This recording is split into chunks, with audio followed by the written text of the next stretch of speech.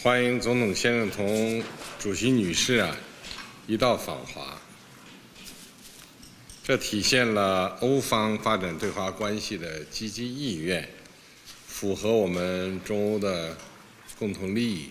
Now, President Xi's invite did give Macron an opportunity to play statesman and score some PR points at a time when he's not really scoring very much at home, with the big news beaming around the world from France being images of authorities clashing with pension reform protesters, violently in some cases, and deploying tear gas as trash and buildings burn in the streets of cities around the whole country. But the photography that came out of this visit wasn't all good. The three leaders sitting at a table that was so massive that it looked like Macron and von der Leyen weren't even in the same postal code as the Chinese leader, or with each other for that matter.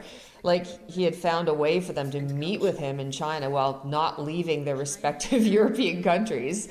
Pretty glaring contrast from Xi's visit recently with Russian President Vladimir Putin. So Macron demanded during this visit that China tell Russia what to do in Ukraine, which went about as well as one might expect. I know I can count on you to bring Russia to its senses and everyone to the negotiating table. Peaceful talks should be resumed as soon as possible. The international community should work for a political settlement that accommodates all parties' legitimate security concerns.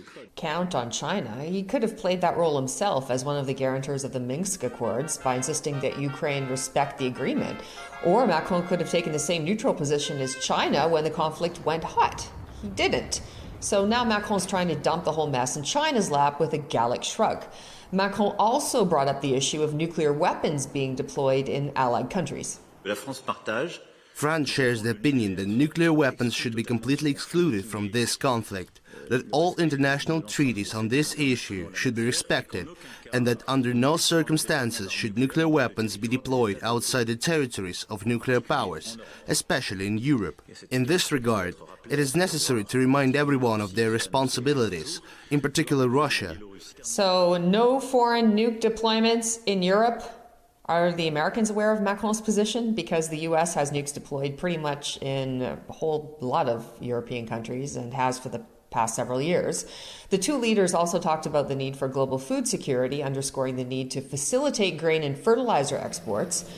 No word, though, about what France is doing to stop the 44% of the Ukrainian grain that's getting out from going to Europe, as the Turkish president pointed out earlier this year, where it's then being used to feed pigs in Spain, to beef up European pork exports on one hand, and to undercut the price of local farmers in Poland, Bulgaria, and Romania, whom the EU is now having to bail out to the tune of 56.3 million euros because of that fiasco.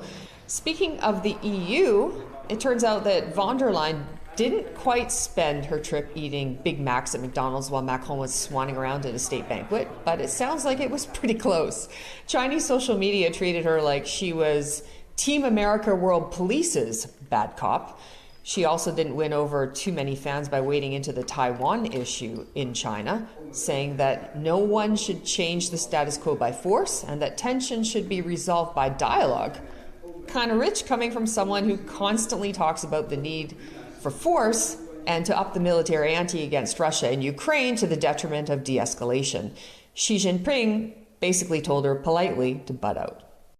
The Taiwan issue is at the core of China's interests. The Chinese government and its people will never agree to anyone making a fuss about the One China policy. Anyone who expects China to compromise on the Taiwan issue is engaging in wishful thinking and will only shoot himself in the foot.